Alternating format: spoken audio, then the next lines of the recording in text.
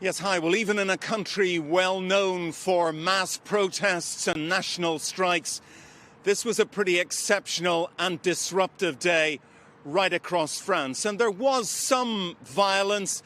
In Paris, for example, some people broke away from a largely peaceful demonstration and began firing objects at the police, who responded with tear gas and stun grenades. There were fires in some of the streets in Paris.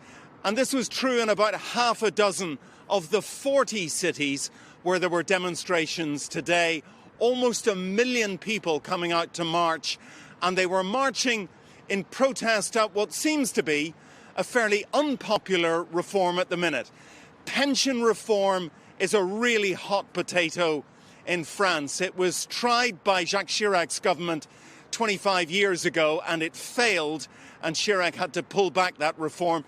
Now President Emmanuel Macron wants pension reform. So today there were lawyers and doctors joining, garbage collectors, even opera singers, public sector workers who say that these reforms mean that they'll have to work longer and that their money will be cut.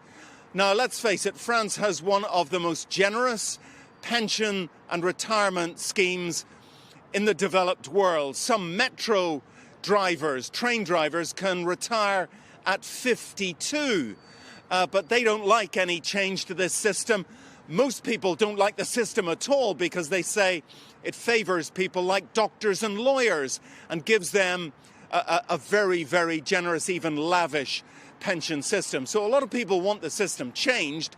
They just don't trust Emmanuel Macron, a former investment banker, to do it for them. So they protested today.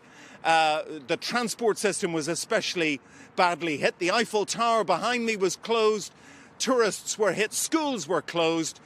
But they're calling this Black Thursday, and it just won't be today because hardline unions are threatening a winter of discontent.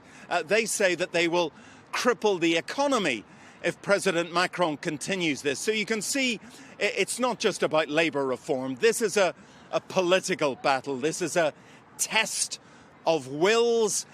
President Macron, right from the beginning of his presidency, wanted to reform the French economy for the 21st century. He wants to make France globally competitive, and he sees the pension system as one of the things that's holding France back.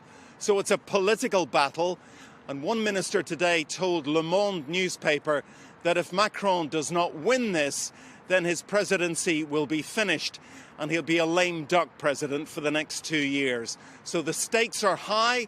More protests planned tomorrow, a big demonstration planned in Paris and in other cities on Saturday. Back to you.